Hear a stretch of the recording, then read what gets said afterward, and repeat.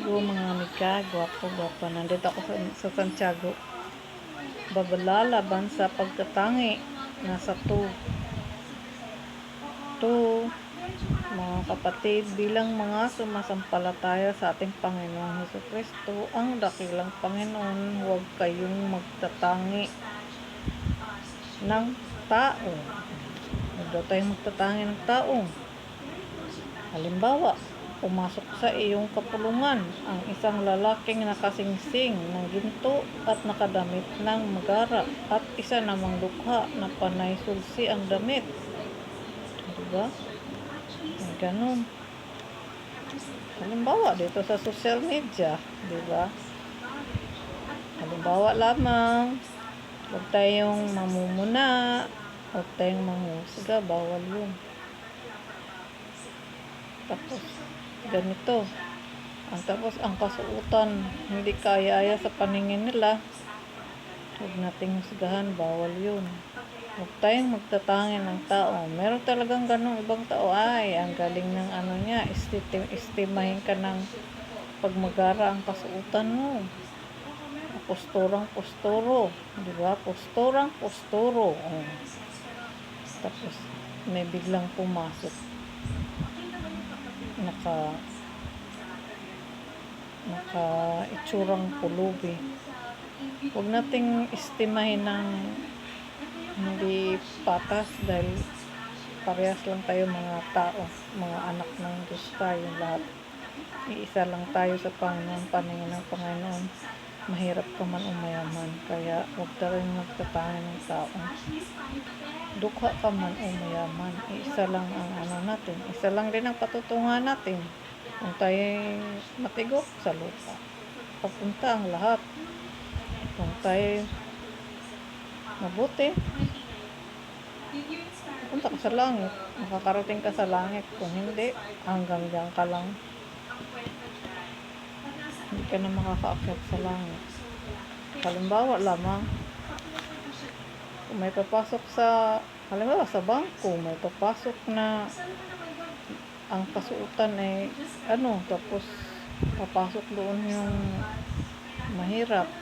Yung iba kasi pinapaalis tinataboy ng gusto. Umalis ka dito, bawat ka dito, ganito, ganyan. Hindi naman nga inaano kung ano ang kailangan at ano. Estimahin natin ng maayos ang ating kapwa. Kahit anong itsura niyan, kahit anong kasuotan niyan, dahil hindi natin alam, mamaya ang Panginoon na yung nagpapanggap na gano'n, tapos ganyan. Marami sa social media, mga halimbawa. Sa hospital, may mga gano'n. Sa mga supermarket, may mga gano'n, nakapapasok. Tapos, yung iba, galit na galit, no? Mali ang pagtrato nila sa kapwa. Yung iba naman, iba-iba, maayos ang pagtrato nila, tinutulungan, binibigyan pa, di ba? Hindi natutuwa ang Panginoon sa atin pag ganun.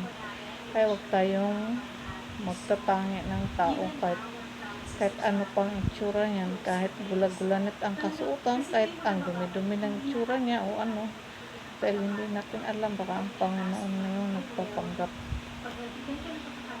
at sinusubukan ng pagkatao natin. Kaya sana, ito may aral talaga to. Marami itong mga halimbawa na pinapakita dyan sa social media. Maraming ganun pinapakita nilang mga halimbawa. Yung iba, toxic, makasalamuha yung mga ganun, sinisigaw-sigawan. Yung iba namamalimos, tapos sigaw-sigawan, yung mga maiinitin ng ulo. Ganun ang pagtrato nila.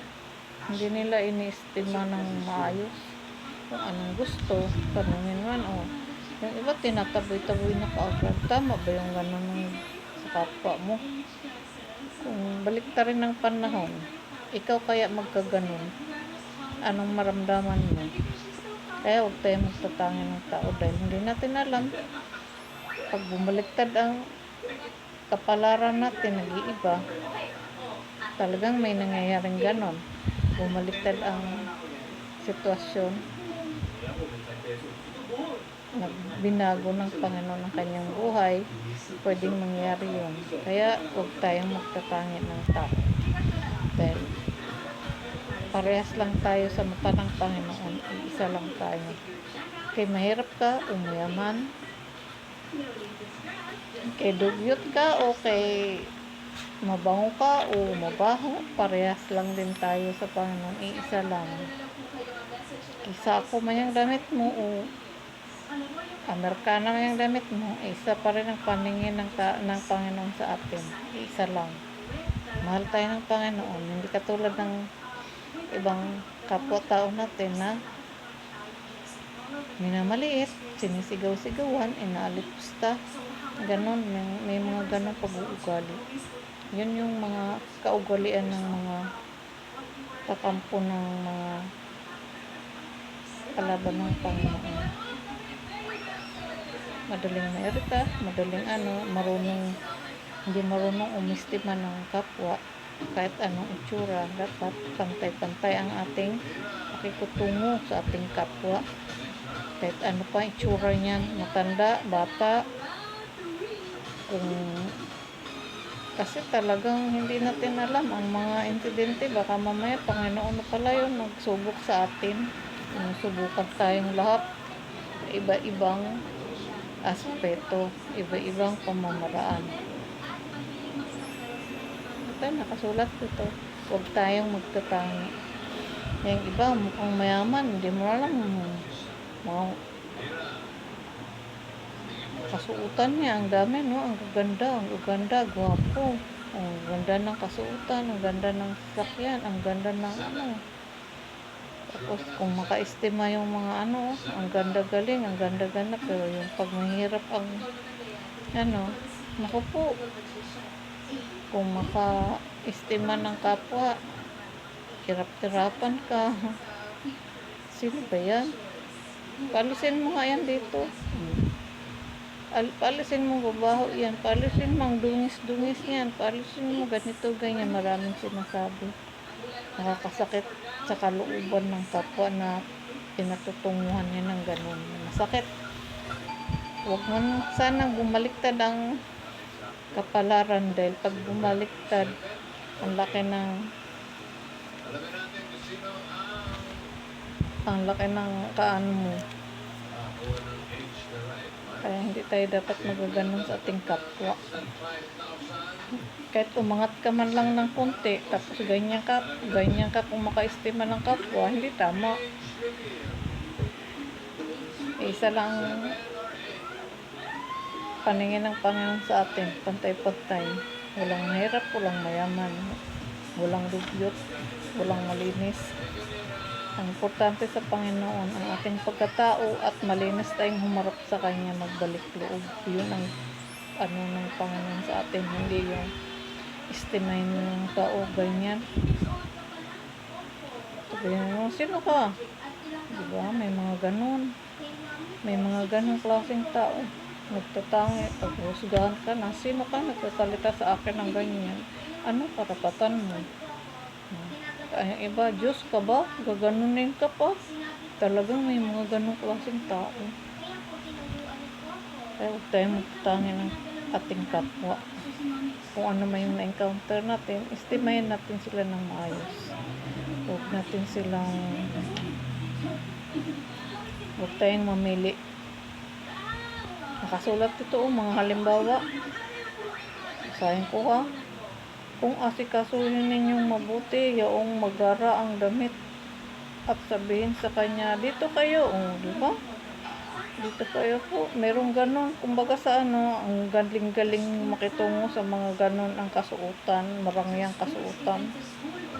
Paimbabaw nga naman yung ganong klaseng ugali. Hindi tama. Kung makaestima ng kapwa, tapos pag may mahirap, umalis ka dyan. Hindi ka pwede dito. Ang dungis mo, ganunin ka pa. Diba? Nasaktan. Wala kaming pagkain doon ka sa samantalang pinasukan niya restaurant. May ganun. May mga ganung klaseng tao. Dapat hindi tayo ganun sa ating kapwa. Igalang natin ang bawat isa sa atin. Estimahin natin ng maayos. Huwag huwag tayong makalimot na isa lang ang pinanggalingan natin. Isa lang talaga. Mahirap. Nagkakasala na tayo sa Panginoon. Nagkasala pa tayo sa ating kapwa na nakapagpasakit pa tayo sa kalooban ng ating kapwa kasi ganyan tayo makaestima ng kapwa natin. Na hindi naman, tinuturo ba yun sa atin ng Panginoon? Sino nagturo niyan sa atin? Sino ang nagturo sa atin ng ganong pag-estima?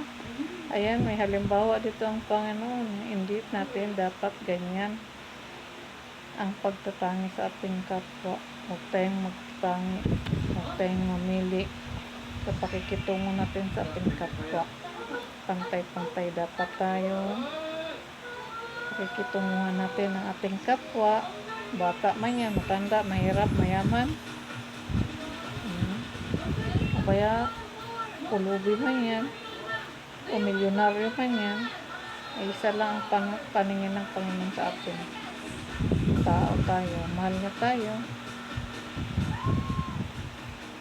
Mag-iingat tayo dahil maraming mga ganong klaseng tao, mga kampo ng yun, kampo niya ng kalaban ng Panginoon, mga ganong mahilig mamuna, mahilig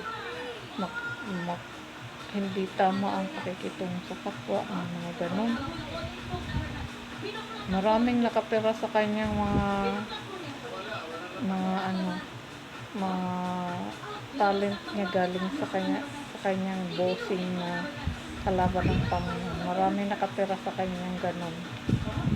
Oh, nakasulat dito, tandaan natin yung mga paano, huwag tayong mga babala to laban dun sa mga namimili ng estimahin ng hindi tama yung pinipili nila. Kung halimbawa sa social media, hindi magaling hindi ka magaling mag-memorize may ganon. Dapat ang bigyan natin ng halaga yung salita ng Panginoon na may katuturan at saka yung may aral talaga sa ating mga kapwa. Yun ang dapat nating bibigyan ng kahalagahan, hindi yung pampadami lang ng tawag dyan, pampabayra lang, tama ba yun? Walang halaga yung mga tamang pamamaraan ng Panginoon. Ang mas mahalaga sa kanila yung ginagawa nilang pagkikitungo sa kapwa na yung inalipusta, ginagawa nila ng hindi maganda, o ano-anong mga pinupunan nila. May mga ganong klaseng tao, lalo na sa social media. Marami. Ako number 1 ako diyang biktima. Pero okay lang yun, ang Panginoon bahala sa kanila, hindi ko yun dinidibdib. Ang Panginoon na bahala sa kanila. Dahil sa kanila naman ang galing nun, sila nagkasala, hindi ako. Kaya habaan natin ang ating mga pasensya tungkol sa mga ganyang gawain. Salamat po. Yun lang, mga guwapa, miga. Sana naunawain natin to kung paano tayong huwag magtangi ng kapwa natin dahil mahirap, maling-mali. Babalayan para sa atin ng Panginoon. At hindi niya yan tinuturo na gawin natin yan, mga ganyan. Yun lang, salamat. God bless everyone. Kapayapaan para sa ating lahat at sana naunawaan natin ito. Sana sa atin naman lagi ang Panginoon sa ating buhay. Salamat ulit, Panginoon, at syempre sa aking Holy Spirit. Salamat po.